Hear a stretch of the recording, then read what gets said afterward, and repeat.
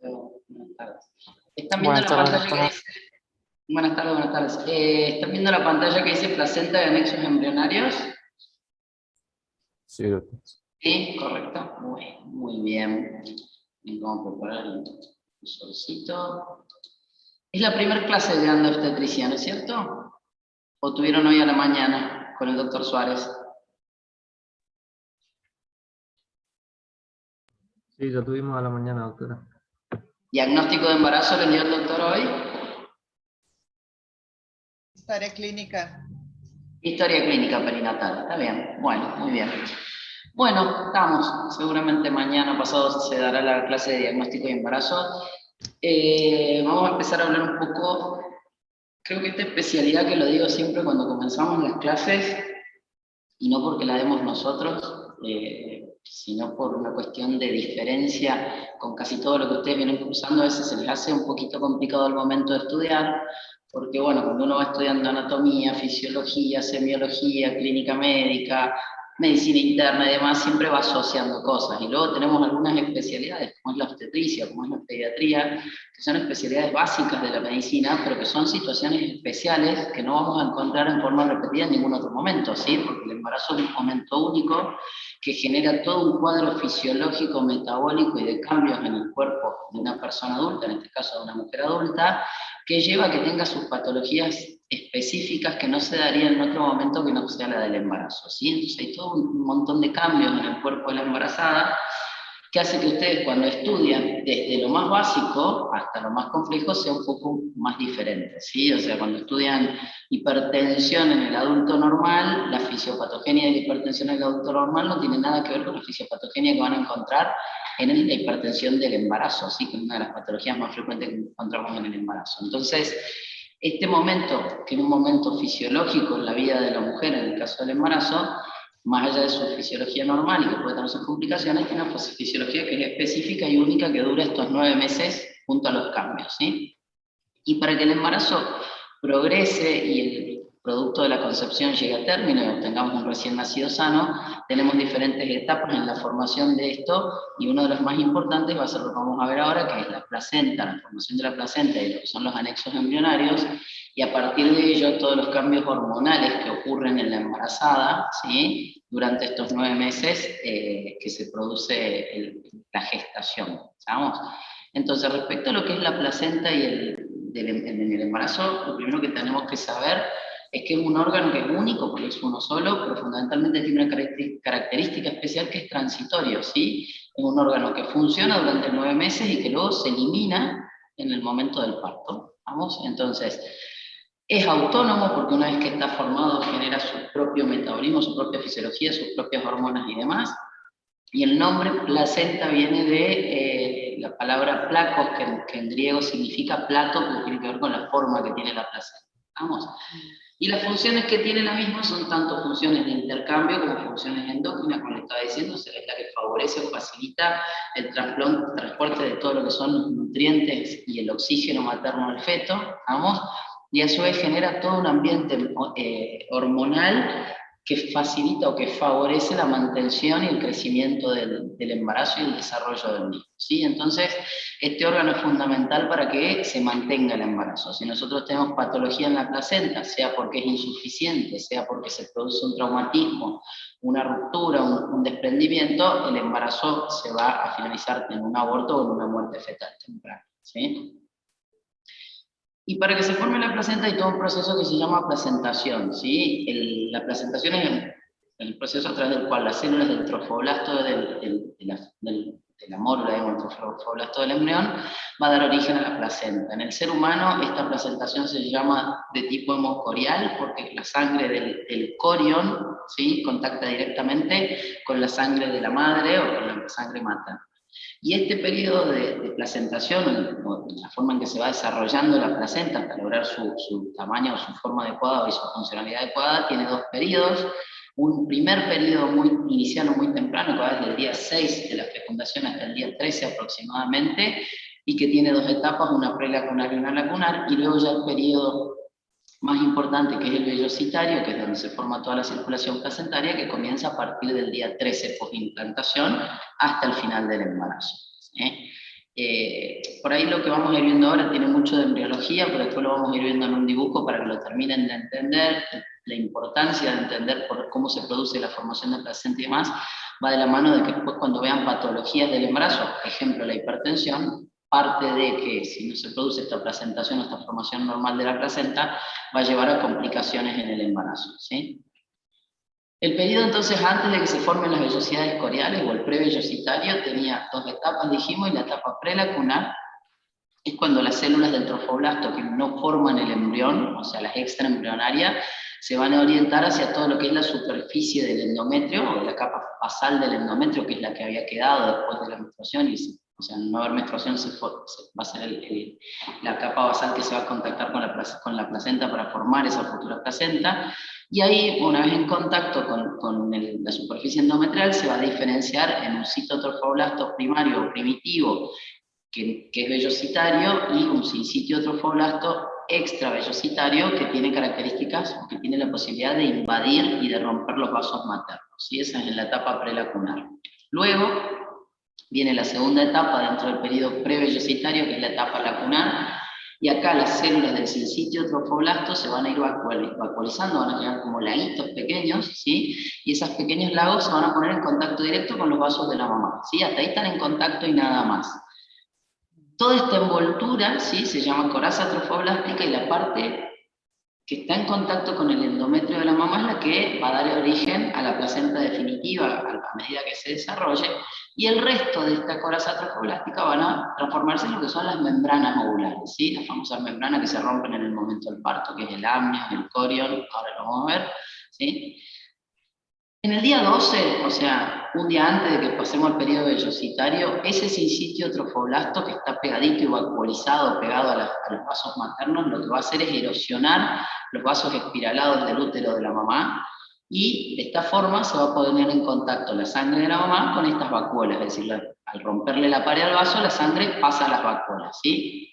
Esta etapa es fundamental porque esa invasión trofoblástica, si no se produce correctamente, a futuro esas vellosidades van a ser de menor cantidad y de menor calidad, y lo que vamos a tener como patología va a ser isquemia. Si yo tengo isquemia de la placenta, en realidad el que tiene isquemia es el feto, porque yo tengo una placenta insuficiente, al feto le va a llegar poca cantidad de nutrientes y de oxígeno, y eso nos va a llevar a retraso del crecimiento intrauterino, retrasos madurativos, preeclampsia, diabetes gestacional, un montón de complicaciones. ¿Estamos?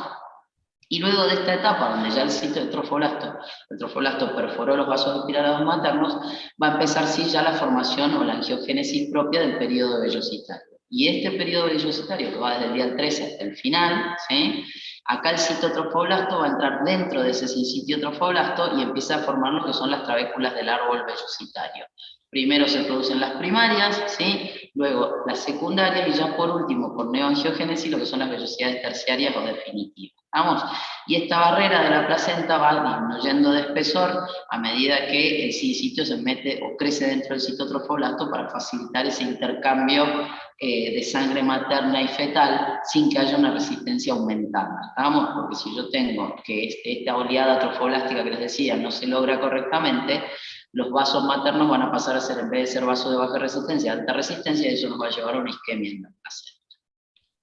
¿Sí? Vellosidades primarias, donde tienen el citotrofoblasto y el sincitiotrofoblasto sin mesodermo adentro. Luego ya las secundarias, cuando el mesodermo se viene adentro, y luego la neoangiogénesis dentro de lo que son las terciarias.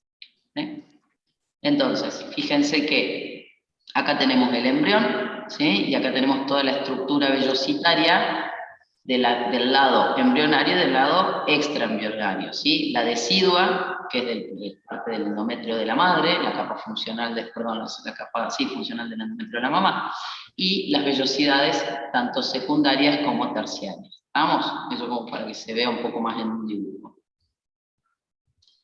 Este periodo o estas vellosidades y demás, que es más que nada la parte embriológica que estamos hablando, luego forman unidades funcionales que son el cotiledón, ¿sí? Cada cotiledón en la placenta, que es una de las unidades funcionales, va a tener varios de estos troncos vellositarios con sus subdivisiones, y va a estar cada uno de ellos irrigado por una vena y una arteria, ¿sí? Justamente para facilitar que vaya y venga la sangre desde el feto a la mamá y desde la mamá al feto.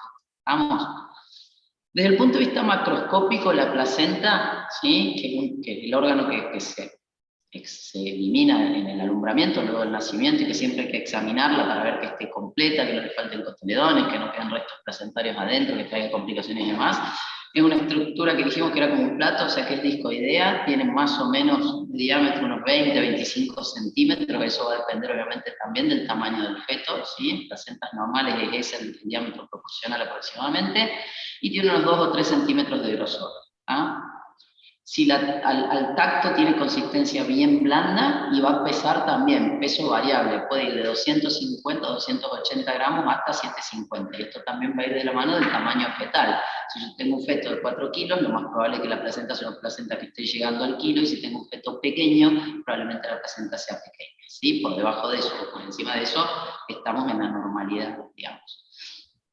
Tiene dos caras, una cara bien brillante y lisa, que es la que está recubierta por amnios, y es la cara que está en contacto con el feto, que se llama cara fetal, y luego una cara materna, que es donde van a estar los cotiledones, ¿sí? El cordón umbilical se inserta en la cara fetal, mide aproximadamente entre 50 y 60 centímetros, tiene forma como espiralada, y está constituido por una arteria y 2 venas, ¿sí? Y está recubierto por una gelatina, que es una gelatina de Wharton, que lo que hace es proteger a los vasos que van por el cordón, que son obviamente vasos fundamentales para la nutrición fetal, ¿sí? Y la cara materna, como les decía, que es la que está en contacto con el útero de la mamá, es más rojo vino, y es la que se subdivide, y podemos ver en ella los cotiledones, ¿sí? Ahí tienen un dibujito, cara materna de la placenta. Esto que ven acá como enrolladitos son las membranas después de haberse roto. Si yo pudiese dar vuelta a la placenta acá y dejarla colgando, tendría todas las membranas hacia abajo, ¿no es cierto? Entonces, esto es lo que está en contacto con el endometrio, y más allá que no lo podemos contar exactamente, ahí se pueden observar las unidades funcionales, ¿sí? Que son los cotiledones. Parece un hígado la placenta, básicamente. ¿Estamos? Dentro de cada una de esas unidades funcionales, que son múltiples vellosidades dentro, vamos a tener siempre una arteria y una vena. ¿Estamos? Esa es la cara en contacto con el útero o cara materna. La cara fetal, dando la vuelta, ahí la tienen, está recubierta por amnios, y en ella se inserta el cordón umbilical, ¿sí? Para que se entienda mejor todavía, cara materna, rojo vino con los cotiledones, que es la que contacta con el útero, y la cara fetal, que está obviamente en contacto con el feto, donde se inserta el cordón umbilical, ¿no? Entonces eso respecto a la placenta, y luego de ese mesodermo que estábamos hablando extraembrionario, van a formarse las membranas ovulares, ¿sí? Las membranas ovulares, que también se forman junto con la placenta y con el líquido amniótico y el feto, tienen 3 capas, más allá de que nosotros, a ver si puedo ver por atrás, si miro acá, las capas están adosadas entre sí, yo no las puedo contar. Si una vez que nace el feto, yo veo una sola membrana, impresiona como si fuese una sola, pero en realidad está formada por 3 capas, que de adentro, o sea, de donde está el feto hacia el útero materno, son 3, que es el amnios, el corion y la decidua, ¿sí? Eso si miro de adentro hacia afuera. La decidua es la capa funcional del endometrio, que en este ciclo menstrual, acuérdense que creo que cuando hablábamos en gineco, porque ahora ya me estoy confundiendo, por cierto que vimos gineco con ustedes, acuérdense que el endometrio tenía una capa funcional y una capa basal. La funcional es la que cuando no se produce el embarazo descama como menstruación, y que se forma a partir de la basal, desarrollando sus arterias espiraladas, haciendo crecer sus glándulas endometriales, llenándose de nutrientes.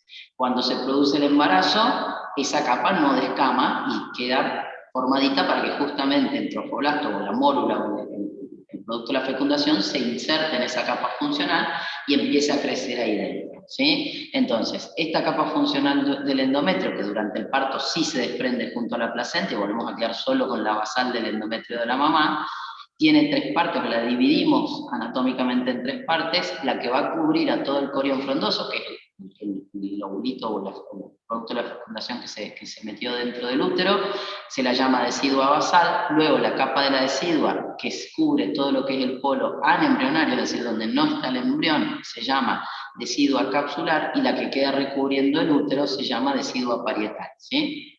El corión calvo, que ahora vamos a ver lo que es, se termina fusionando con la parietal y la capsular, entonces después pasa a ser virtual la diferencia entre el corión y esa decidua, ¿sí?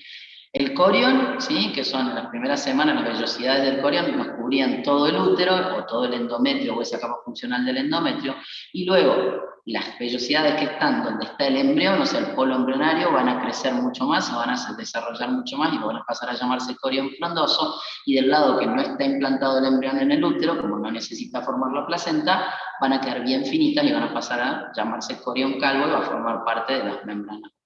¿Sí? Y por último el amnios, que de todas es la membrana más flexible y más elástica, ¿sí? Es la más resistente de todas, también es la que nos permite amortiguar los golpes que pueda llegar a tener el útero junto con el líquido amniótico, ¿sí? Los movimientos del feto, porque imagínense que si estas membranas fuesen rígidas y se llenan de líquido, en el momento que el feto se moviese y demás, tendría mucho mayor riesgo de, al estar a presión, romperse, ¿sí? Entonces, tiene varias capas desde que van de afuera hacia adentro, en realidad de adentro hacia afuera, que es la capa epitelial, membrana basal, luego tiene la parte que se llama compacta celular, etcétera, que no viene al caso, y anatómicamente también lo dividimos en tres. Tenemos el amnios, que se fusiona con el corion leve y tapiza toda la cavidad uterina, ¿sí? Luego tenemos que se llama amnios reflejo, luego el amnios de la placenta propiamente dicha, que es el que cubre la cara fetal, esa membrana gris brillante que veíamos, y por último el amnios que cubre el cordón umbilical, o amnios del cordón, ¿sí? O amnios umbilical. Todo esto que dije un poco rápidamente lo vemos ahora en un dibujo a ver si se termina de entender. Entonces, la placenta se forma a partir del, o sea, el producto de la concepción se implanta dentro del endometrio de la mamá, el endometrio en su capa funcional que está preparado con sus glándulas cargadas de glucógeno, con sus arterias espiraladas bien desarrollados. Entonces viene el producto de la concepción, se implanta en el endometrio y ese trofoblasto empieza a crecer hacia afuera y empieza a invadir, se pone cerca de los vasos maternos hasta que forma las lagunitas, y una vez que están en contacto con los vasos maternos, el trofoblasto, o el citotrofoblasto, perfora rompe los vasos maternos y logra que la sangre se ponga en contacto. Y a partir de ahí, por neoangiogénesis, se empiezan a formar las vellosidades, ¿sí? En este caso, fíjense, si lo miran acá, que al final de tanto de la membrana basal de la mamá, o del endometrio funcional de la mamá, como del corion que se implanta en ese endometrio, solamente el corion frondoso y la decidua basal van a terminar formando la placenta definitiva. El resto nos va a formar lo que son las membranas ovulares. ¿Vamos? Entonces, en un útero ya preparado, acá el dibujo ya está grande como para que se entienda, viene el óvulo fecundado y se implanta, y el corion, ¿sí? En la decidua basal de la mamá, que es esta. Fíjense que la decidua basal obviamente me va a haber cubierto todo el endometrio. Cuando estaba toda rellena, acá había un ovulito. A medida que eso va creciendo, se va diferenciando, y nos queda la decidua que está en la pared del útero, que se llama parietal, la decidua que está en contacto con el corion frondoso, que se llama decidua basal propiamente, es la que va a formar la placenta, y luego lo que se fue para afuera con el crecimiento embrionario y del saco gestacional, que pasa a llamarse decidua capsular, que cuando termine de crecer se va a poner en contacto con la decidua parietal y va a ser una cavidad virtual. Vamos, o sea que al principio tiene esa diferenciación. El corion lo mismo, el corion es uno solo, lo que pasa que el que está en el polo del embrión, la parte del corion que está en el polo del embrión, ¿sí? Donde el embrión va a tener su cordoncito umbilical, es el que más se desarrolla, genera las vellosidades terciarias y pasa a llamarse corion frondoso. Junto con esta decidua basal van a ser la futura placenta. El resto del corion se afina, ¿sí? Se pone bien finito y se une junto con la decidua capsular a la parietal, ¿estamos? Formando las membranas ovulares. Y este corion, acá está el saco vitelino, a partir de ahí va a salir lo que es la membrana amniótica propiamente dicha, ¿sí? Que es la más interna de todas, y me va a recubrir acá a la placenta, al cordón umbilical y a todo el resto de las membranas ovulares. ¿Sí? ¿Se entiende un poco mejor acá? Bien, entonces eso es placentación desde el punto de vista de cómo se forma la placenta. Vamos a ver un poquito ahora, dijimos que era un órgano, y este órgano tiene una circulación que tiene dos partes, lo que es la circulación placentaria materna y lo que es la circulación placentaria fetal. Más allá que es el mismo órgano, cambia un poquito, ya van a ver cómo va y cómo viene la sangre de uno a otro. La circulación en la placenta, de lo que es la circulación materna en sí, los cotiledones obviamente van a recibir sangre oxigenada de la mamá a través de las arterias espiraladas del útero, o sea, el corazón materno va a bombear sangre, arteria uterina espiraladas al corión frondoso o a la placenta, ¿cierto? Pasan la lámina de la decidua y entran los espacios intervellosos, y la presión de estas arterias va a pasar la sangre hacia la profundidad de esos espacios intervellosos, entrando la sangre oxigenada, ¿sí? Cuando la presión arterial disminuye, esa sangre vuelve desde la lámina coriónica hacia la decidua y de ahí a las venas del endometrio de la mamá y a circulación materna. ¿Sí? Eso es lo que es la circulación materna. Sangre oxigenada por vía arterial, sangre desoxigenada por vía venosa, igual que toda la circulación que conocemos nosotros. Ahora, lo que es la circulación fetal es al revés. Fíjense que al feto la sangre con oxígeno no le va por la arteria. Dijimos que el cordón tenía 2 arterias y una vena, ¿sí? Bueno, al feto la sangre oxigenada le llega a través de la vena umbilical. ¿Por qué? Tiene una lógica porque cuando la mamá bombea la sangre, ¿sí? Esa sangre pasa por las arterias espiraladas, entra al espacio intervelloso, y a través de la vena, que es un vaso de baja resistencia, pasa rápidamente al feto, ¿sí? Hace toda la circulación que tiene que hacer el feto, que después vamos a ver que tiene unos shunts importantes para que se priorice sangre a los órganos nobles y demás, que lo vamos a ver en otra clase, pero fundamentalmente a través de la vena con poca resistencia, y luego el feto, cuando el corazón del feto bombea, expulsa la sangre con todo lo que no necesita y desoxigenada a través de las arterias hacia la placenta de la mamá. Entonces la circulación fetal es al revés, la sangre oxigenada le llega por vena y elimina por arterias, ¿sí? Eso hasta el momento de su nacimiento, obviamente. En el momento que cortamos el cordón umbilical, el feto tiene circulación igual que todos nosotros, con oxígeno a través de las arterias y saliendo por. Las funciones que tiene la placenta. La placenta va a tener metabolismo propio, ¿sí? Va a sintetizar glucógeno, colesterol, ácido graso, todo lo que necesita el feto en general para nutrirse y para crecer y para tomar energía, en gran parte se metaboliza dentro de la placenta, ¿sí? La placenta tiene alta capacidad de transporte, lo más importante obviamente es el oxígeno o el intercambio de gases, que son casi todo el intercambio de gases en la placenta es a través de difusión simple, y más o menos el feto a término extrae de 20 a 30 mililitros de oxígeno por minuto para poder oxigenarse, para no tener isquemia en sus órganos y demás. Funciona como órgano de intercambio de lo que es elementos nutritivos y todo lo que son los electrolitos, ¿sí? Aminoácidos, ácidos grasos, todo lo necesario para el desarrollo y el crecimiento.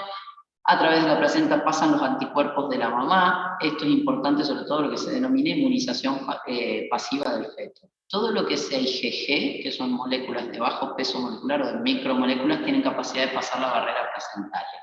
Todo lo que sea IgM no pasa. ¿Qué importancia tiene esto? Tiene importancia desde el punto de vista de las patologías que se adquieren en el embarazo, ¿sí? No es lo mismo una patología crónica o una reagudización de una patología donde el recuerdo inmunológico hace que la madre ya tenga IgG y ese IgG pueda pasar al feto y protegerlo, que una patología aguda, sobre todo lo infeccioso, ¿sí? Una toxoplasmosis aguda del embarazo tiene riesgo. ¿Por qué? Porque el feto no tiene con qué defenderse. Si el feto no genera sus propios anticuerpos, hasta luego el nacimiento. Tiene importancia también en lo que es la vacunación de la embarazada y el porqué de no utilizar, por ejemplo, vacunas a virus vivos, ¿sí? Porque el feto no puede llegar a tener, no tiene cómo defenderse porque la madre no tiene inmunidad para pasar. Entonces, la placenta ayuda a la transmisión de anticuerpos, pero siempre y cuando sean anticuerpos de tipo IgG, ¿sí? El agudo no nos sirve de nada. Y luego lo más importante es que tiene función endocrina, es decir, produce sus propias hormonas, ¿sí? Que va de la mano de lo que vamos a hablar en la segunda media hora de la clase de hoy. ¿Hasta ahí tienen preguntas de lo que es cómo se forma la placenta y las funciones básicas que tiene? Es mucho de embriología, ¿sí? Pero bueno, es importante que entiendan cómo se forma, cuáles son las capas que la componen, y es importante también saber un poco de lo que es la circulación, y sobre todo importante entender que lo van a ir viendo igual y lo van a ir repasando en las otras patologías del embarazo, que muchas de esas se basan justamente en una mala placentación, ¿sí? Cuando hablamos de hipertensión, de diabetes, de RCIU, ya van a ir viendo de las patologías además que son de las más frecuentes que vemos en el embarazo, van de la mano de una mala oleada trofoblástica, de una mala implantación, de un cordón no bien implantado, de falta de vasos o de falta de cotiledones, etcétera, etcétera, de madres tabaquistas, ¿estamos? Bien, y ahora vamos a hablar 2 palabras sobre lo que es la parte hormonal del embarazo, ¿sí? En gineco vieron el ciclo sexual bifásico, ¿no es cierto? Tenemos el ciclo sexual bifásico en la mujer, empieza a nivel del sistema nervioso central, se estimula el hipotálamo libera factores liberadores de gonadotrofinas, estimulando la liberación de FSH-LH. Ese FSH-LH va a estimular el ovario, producción de estradiol, progesterona, puesta a ovular en el día 14 o ovulación en el día 14, y a partir de allí vuelta, disminución del estrógeno, aumento de progesterona, retroalimentación negativa, y cuando llega al final del ciclo en la mujer, al no haber embarazo, en producto de la concepción, estrógenos y progesteronas disminuyen, y por feedback a nivel de hipófisis se vuelve a producir el nuevo ciclo, ¿sí? Todo esto con el reclutamiento folicular. El endometrio lo mismo, va creciendo a medida que avanza el mes de la mujer, y cuando llega al final del ciclo, si no hay gestación, descama la capa funcional y empezamos de cero, ¿sí? Eso como para un recuerdo rapidísimo de lo que es el ciclo bifásico de la mujer. La realidad es que cuando el óvulo que se liberó en ese ciclo en el día 14 logra ser fecundado, logra anidarse en el útero alrededor del día 7, acá se cambia todo, y a nivel uterino se forma todo un nuevo sistema, que es el que acabamos de ver, que es el sistema corioplacentario, que ese mismo sistema corioplacentario nos va a empezar a generar un ciclo que se llama trifásico, que es para lo cual se prepara el cuerpo de la mujer todos los meses. Ese ciclo trifásico, en vez de durar 28 días, dura aproximadamente 280 días, que es el tiempo que dura el embarazo, ¿sí? Y en este ciclo la mujer va a tener un estado hormonal que es totalmente diferente al estado hormonal sin embarazo, ¿sí? El primer diagnóstico que logramos hacer del embarazo tiene que ver con esto, o sea, la gonadotrofina o la subunidad beta o los test de embarazo que ustedes escuchan hablar, se hacen justamente a partir de que una vez que se empieza a formar el sistema corioplacentario, empieza a liberar una hormona, que es la hormona específica del embarazo, que es la beta-HCG. Entonces nosotros podemos detectarla en sangre o en orina, dependiendo del tiempo, y con eso hacemos diagnóstico de embarazo, ¿sí? La subunidad beta puede estar presente en patologías oncológicas a veces, pero si no, es exclusiva de este sistema corioplacentario, ¿sí? De hecho, en las patologías oncológicas que está es en los trastornos tipo mola o enfermedades del trofoblasto, ¿ah? Entonces, este ciclo trifásico, lo que les decía así rápidamente, ¿no es cierto? En un ciclo bifásico habitual que dura entre 28 y 30 días, empieza a aumentar la FSH, empieza a aumentar la LH, a mitad de ciclo se produce un pico de LH con la ovulación, ¿sí? Junto con aumento estrogénico y aumento de progesterona, y hacia el final del ciclo, si no se produce el embarazo, o sea, si en el día 7 no se produce la implantación del óvulo fecundado, lo que va a ocurrir es que cae en el sistema hormonal y empieza un ciclo nuevo, ¿sí? En el embarazo pasa todo lo mismo hasta acá. Ahora, cuando se produce la implantación ovular y empieza a formarse el sistema corioplacentario, tanto el estrógeno como la progesterona no descienden, con lo cual no hay feedback negativo hacia arriba, y el ciclo se mantiene sin descamación del endometrio, porque si no, obviamente, tendríamos un aborto temprano si estas hormonas se nos cayesen, ¿sí?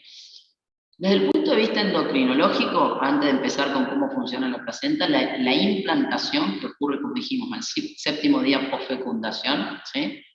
Que es cuando todavía el óvulo está en estado de blastocito, ¿sí? Esta parte o esta implantación la guía la progesterona, ¿sí? Si hay un déficit de progesterona en la mujer, se producen los abortos tempranos preimplantacionales inclusive, ¿sí? Que muchas veces no son detectados por la paciente porque prácticamente el sangrado coincide con la fecha menstrual que tenía que tener ese paciente.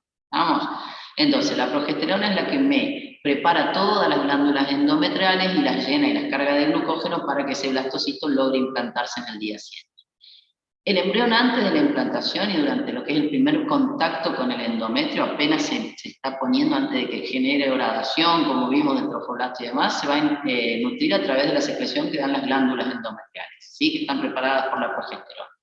Y después sí, ya el trofoblasto, como vimos antes, va a empezar a horadar ese endometrio o esa capa basal del endometrio de la mamá, y se va a nutrir, primero por inhibición glucogénica y luego, que ahí todavía está en estado prevellositario, y luego sí ya va a empezar a formar las primeras vellosidades, donde se producía la ruptura de los vasos de la mamá para implantarse, y ahí sí ya la nutrición empieza a ser a través, o hemocorial, a través de la sangre de la mamá.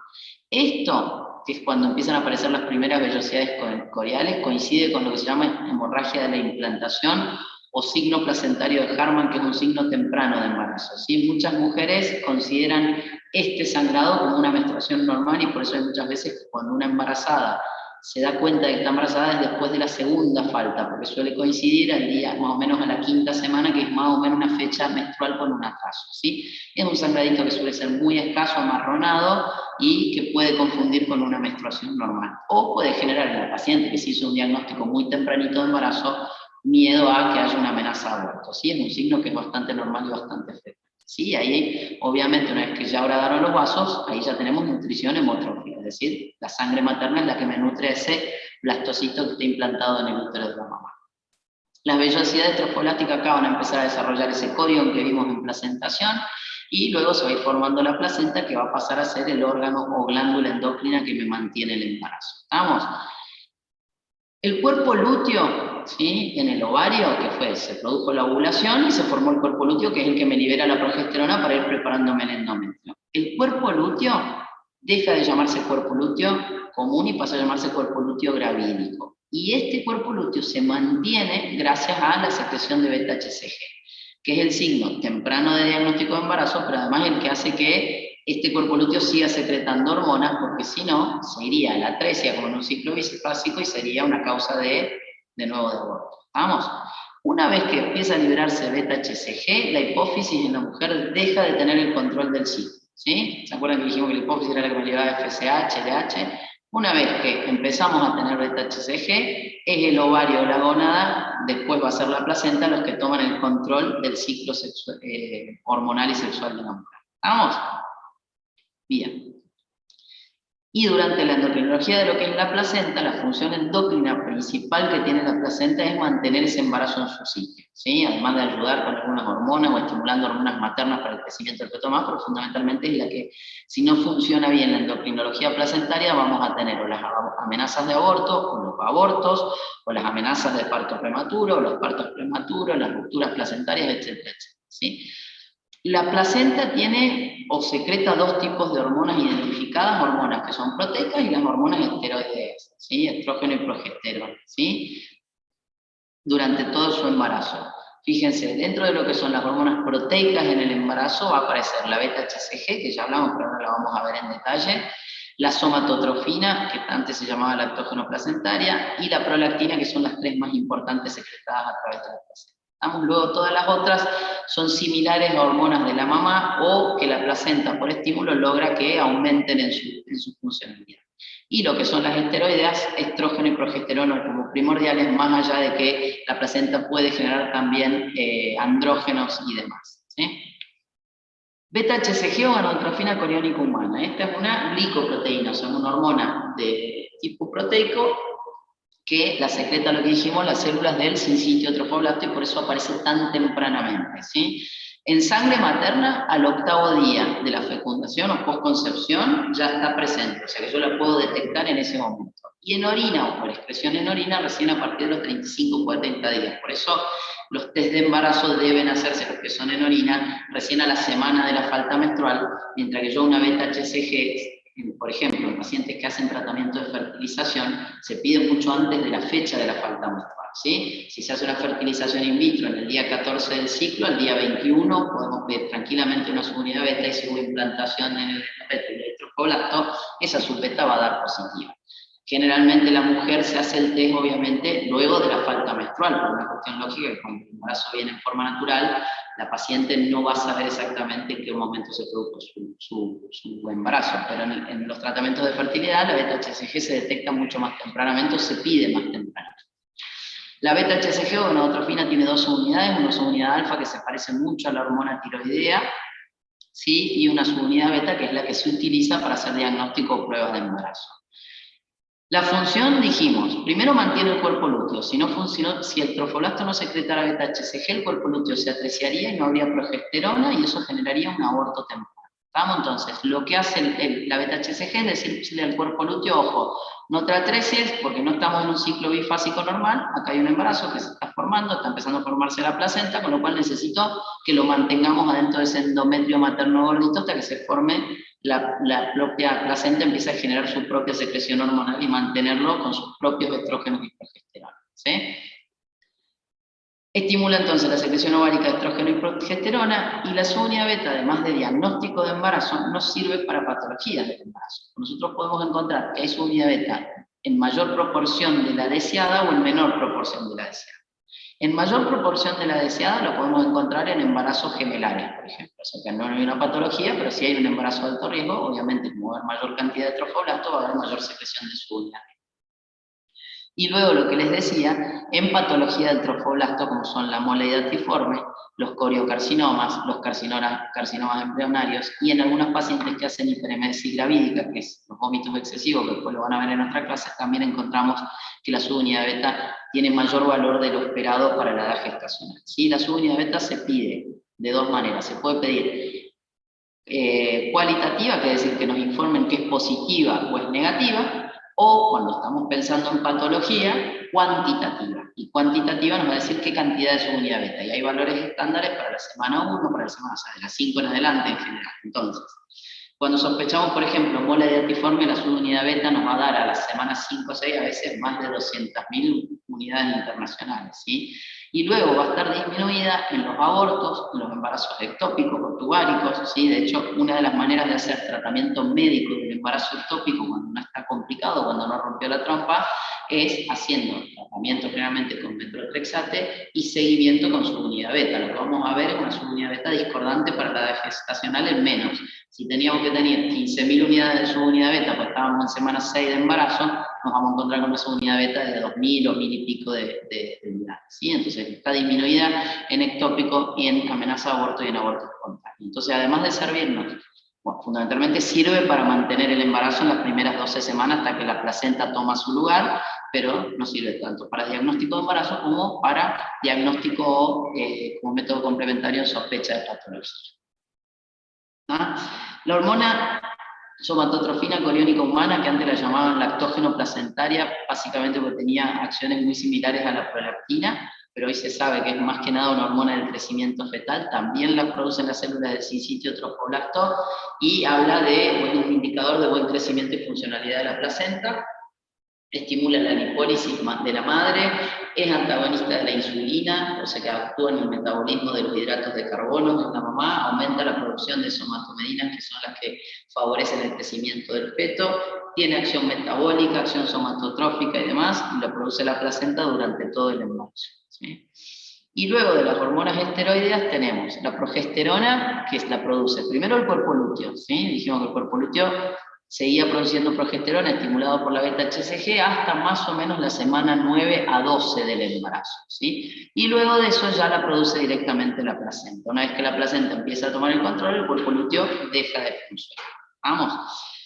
La progesterona es el primer sustrato, el más importante para que el feto pueda generar todo lo que sean sus corticoides, o sea, corticoides, cortisol y aldosterona fetal, y tiene capacidad uteroinhibidora, o sea, la progesterona actúa como inhibidor del músculo liso, fundamentalmente el uterino, evitando que ese útero se contraiga, evitando que genere pérdida del embarazo, básicamente, pero también forma parte de los cambios metabólicos que van a haber en la embarazada. Al haber niveles de progesterona altos en el embarazo, en los primeros trimestres, eso favorece todo lo que es relajación del músculo liso, no solo específico del útero, sino del resto del organismo. Entonces ahí vamos a ver que aparece relajación de la parte gastrointestinal, relajación de los esfínteres con mayor reflujo. Mucha de la sintomatología que padece la embarazada en las primeras semanas de gestación van de la mano de esa progesterona alta, ¿sí? El lentecimiento del tránsito gastrointestinal, el lentecimiento de motilidad de los uréteres, favoreciendo las infecciones urinarias y demás. O sea, acuérdense que la progesterona inhibe el músculo liso,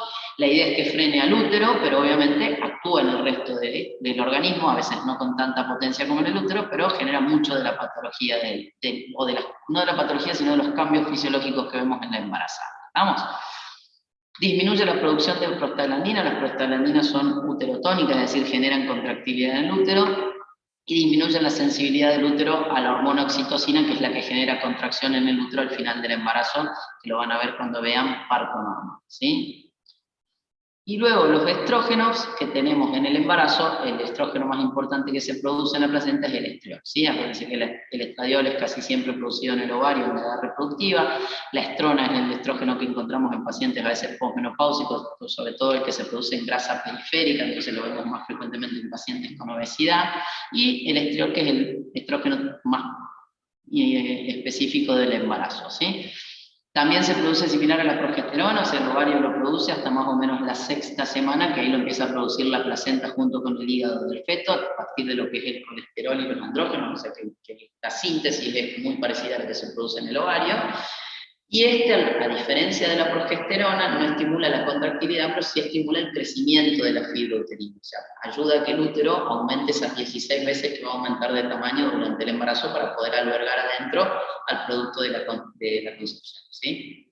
Hace también que crezcan y se aumenten los conductos galactófaros a nivel de la glándula mamaria, es decir, prepara la glándula mamaria para la futura lactancia de la mamá, ¿sí? Y aumenta y crece todo lo que es el complejo areola-pezón, es una de las hormonas que genera la hiperpigmentación de la embarazada, ¿sí? Trabaja a nivel de los melanocitos estimulantes junto con una hormona MSH que ya la vamos a ver más adelante, y la vamos a encontrar disminuidos muchas veces. Al estrógeno se lo utiliza para estudiar cromosomopatías, sobre todo síndrome de Down, trisomías 18 y 13, que se pide junto con otras hormonas en este tipo para diagnóstico de sospecha de cromosomopatías en el embarazo. Sí, ahí va a estar disminuida, la vamos a encontrar disminuida en fetos con retraso de su crecimiento, y se encuentra muy disminuido muchas veces en pacientes con hipertensión inducida por el embarazo, que en general no se pide para diagnóstico de esto, pero cuando se estudia se ve que los pacientes con este tipo de patologías tienen disminución de las hormonas, que va de la mano de la insuficiencia que va a tener esas pacientes. La prolactina, más allá que no se produce propiamente en la placenta, que si no se produce a nivel de la hipófisis, lo que vamos a tener es un aumento que va más o menos 10 veces sobre su valor normal hacia el final del embarazo, ¿sí? La prolactina es la hormona que nacen los lactotrofos a nivel de la hipófisis, ¿sí?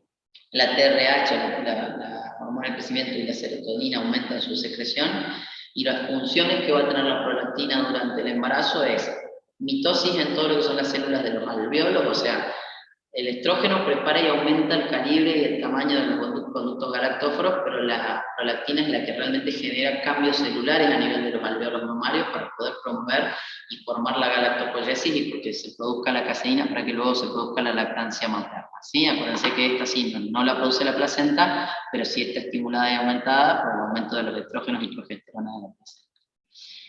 A nivel hipofisiario de la mamá, lo que vamos a tener es aumento del tamaño de la glándula hipófisis, más o menos un 50% más grande, sobre todo predominio de lo que es la adeno hipófisis, porque justamente tenemos ese aumento de la secreción de prolactina. ¿Estamos?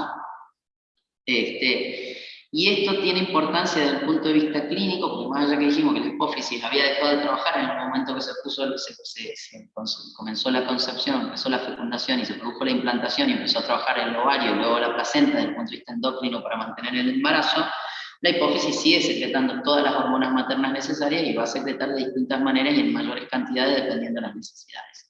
En el caso de la prolactina, hace que la hipófisis esté muy hipervascularizada y aumentada de tamaño, y acá viene una patología que la estudiaron en gineco, que es el síndrome de Sheehan, que es cuando se produce amenorrea posparto, que es cuando hay una hipotensión muy severa por hemorragia materna. Como la hipófisis está aumentada en sus necesidades de vascularización, esa hipotensión brusca materna puede llevar a necrosis de la hipófisis, que puede ser completa o parcial.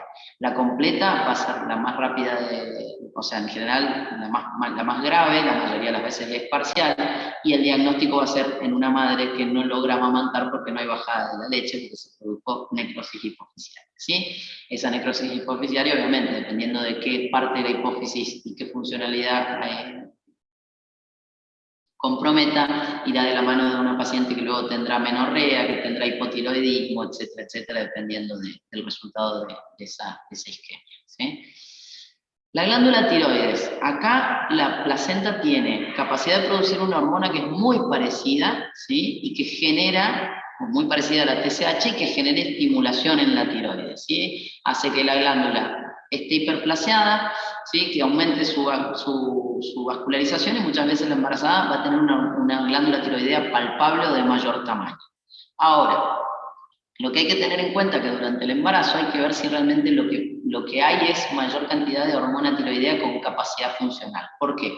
Porque más allá de que puede estar aumentada la producción y las hormonas libres, la T4 y la T3 total, ¿sí? Total, pueden estar aumentadas si yo las doso, yo tengo que ver cuánto hay de fracción libre funcionante realmente. Porque aumenta el clearance renal de la madre por aumento de lo que es o sea, la depuración plasmática de yodo por aumento de lo que es el filtrado glomerular materno, que es normal durante el embarazo, ¿sí? A su vez, los estrógenos estimulan el hepatocito y de aumento de lo que son la síntesis de las proteínas transportadoras de hormona tiroidea. Entonces, la hormona tiroidea que está ligada a la proteína no es funcional. O sea, más allá de que la cantidad total esté aumentada, hay mucho más cantidad ligada a hormona transportadora, con lo cual la fracción libre funcionante va a estar igual. Entonces, la mayoría de las mujeres embarazadas no solo que no van a tener hipotiroidismo o hipertiroidismo, sino que generalmente van a pasar a estar eutiroideas, inclusive las que tenían patología. Que no significa que no haya que dosarlo y estudiarlo, pero hay que tener mucho cuidado con tratar un problema tiroideo en el embarazo si no pedimos las hormonas correctas. O sea, hay que asegurarse que lo que estemos dosando son las hormonas tiroideas libres y activas, no la total, porque eso no me va a un parámetro de la funcionalidad real de la glándula, ¿sí?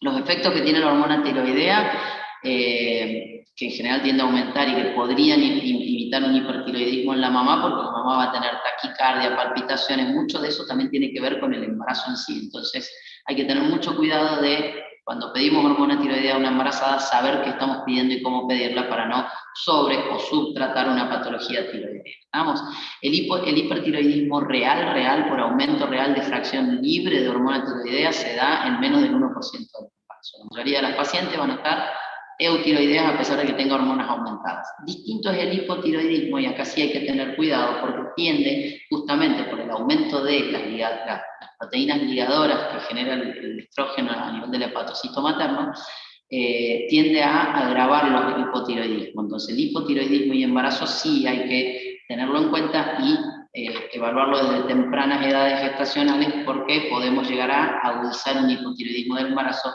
y es una de las causas posibles de abortos tempranos. Vamos, pero el hipertiroidismo es muy raro, a pesar de que si yo pido hormona tiroidea así solita, TSH o T4 libre, perdón, T4 sin pedirla libre, me puedan venir en valores elevados. Entonces es importante asegurarnos que estemos pidiendo funcionalidad de la glándula y no cantidades específicas.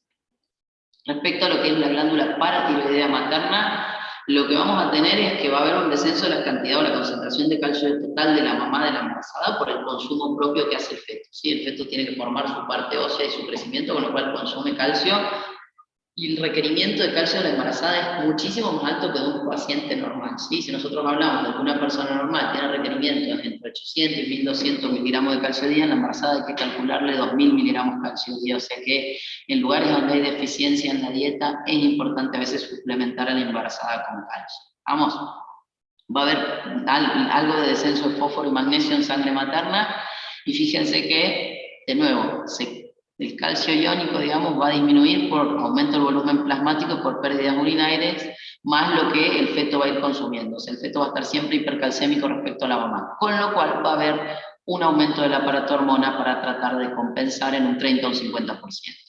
Otra cosa importante, ¿sí? No pidamos aparato-hormona en una paciente en edad reproductiva si no estamos seguros que no está embarazada. O sea, si consulta por síntomas posibles de hipoparatiroidismo o hiperparatiroidismo, antes de pedir, asegurarnos que tenga un test de embarazo negativo, porque si no, obviamente nos va a dar valores aumentados. Vamos.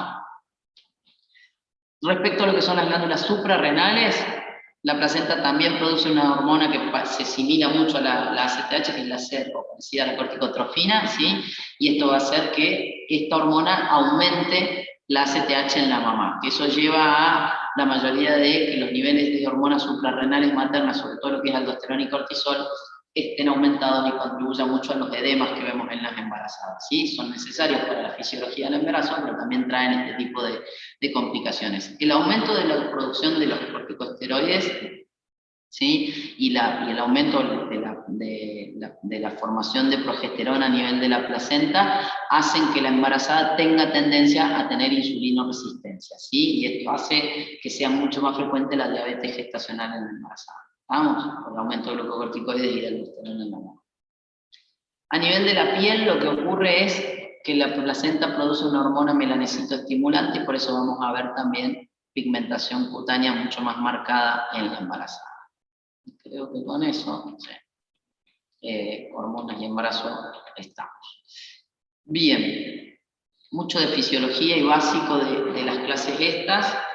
La idea es que terminemos entendiendo que así como van a ir estudiando un montón de cosas durante el embarazo, luego conmigo van a tener las clases seguramente de líquido amniótico, la placenta es el órgano básico para que el embarazo progrese, ¿sí? O sea, todo lo que estudiaron en gineco de lo que es la parte hormonal de la mujer, en el embarazo ese ciclo pasa a ser trifásico y el que gestiona, la que maneja y la que favorece que el feto pueda crecer, desarrollarse, que endocrinológicamente se mantenga el embarazo en forma estable y normal y que la fisiología endocrinológica de la mamá también se estabilice y se adapte fisiológicamente, es la buena formación de la placenta. O sea, si empezamos con una mala placentación, probablemente tengamos un montón de patologías asociadas al embarazo, que a medida que avance el cursado las van a ir viendo y lo van a ir, o sea, esta clase en parte rellena, va a ir rellenando la fisiología de todo lo demás. ¿Vamos? Bien. ¿Dudas o Muchísimas preguntas? gracias. De nada. ¿Dudas o preguntas, chicos, sobre esto de hoy? ¿No? Bueno, no hay problema, estamos arrancando, así vamos calentando motores con la materia. A medida que avance el cursado, si van surgiendo dudas, como les dije a los que ya cursaron conmigo gineco, que me parece que por lo que leo los nombres son casi todos los mismos, habrá alguno que otro más o alguno que otro menos, pero ya veo caritas conocidas y nombres conocidos. Saben que cada vez que nos encontramos en una clase es un espacio para teoría, pero también para que ustedes aprovechen a sacarse dudas y preguntas que tengan. ¿Vamos? Bueno, si nadie tiene ninguna pregunta por hoy, Doctora, sí. pregunta, pero no sería de obstetricia, ¿no? No sé si estaría mal preguntar. No, no estaría mal porque estamos en semana de rendida de materia, así que si puedo responder, respondo. Si es de gineco. Sí, de gineco. Sería a respecto de la colposcopía, de, la, de las imágenes que yo voy a Sí. mirar, la colposcopía, que sería la leucoplasia, el, el punto Puntillado fino, puntillado grueso, los mosaicos. sí, sí. A mí no quedó muy claro porque me parece que hay una clasificación clínica y subclínica y no sé bien cómo hacer una distinción entre eso. ¿Cómo clínica y subclínica? Me parece que Pregunta, a ver. La colposcopía es un método de diagnóstico complementario, pero en parte es clínico, porque al final es el ojo del operador el que está viendo las imágenes, pero a su vez depende de si yo lo puedo ver con o sin ayuda de los líquidos que utilizo. Las imágenes que vos me estás nombrando, que son las leucoplasias, los mosaicos, signo del borde, el mosaico fino, mosaico grueso, los vasos atípicos y demás, los veo con el colposcopio ayudado por ácido acético o tiñendo con Lugol, pero fundamentalmente estos 4 que nombramos son al ponerle ácido acético al cuello del útero. ¿Sí? Con lo cual es un método de diagnóstico complementario y es subclínico porque la paciente no tiene clínica de esto, lo ve el ginecólogo haciendo este estudio, si lo queremos llamar de alguna manera. La clínica de las lesiones de cuello uterino sería si la paciente consulta por sinusorragia y luego yo pongo un espéculo y hago una colposcopía y veo una lesión preinvasora o sospechosa de preinvasión. Pero no termino de entender a qué va tu pregunta sobre colposcopía. sí, es lo que dijo usted ahora. La paciente va a venir a un consultorio, yo puedo ir a un consultorio sin tener nada de nada y venir a hacerme un control ginecológico, y en el momento que el ginecólogo pone el espéculo para tomar la muestra de Papa Nicolau si correspondiera, o de HPV si correspondiera, y me hace una colposcopía, se encuentra con un mosaico de bordes irregulares y gruesos, que es una lesión preinvasora, y me hace una biopsia. ¿Por qué? Porque está la sospecha al ver la imagen. Eso no hay clínica, ¿sí? La paciente no tiene dolor, no tiene molestia ni nada. Lo que pasa es que algunas lesiones preinvasoras pueden dar sinusorragia o sangrado, y ahí tenés las dos cosas. Pero la colposcopía es subclínica, es un estudio complementario a través del cual yo veo cosas en el cuello del útero que no le dan síntomas a la paciente.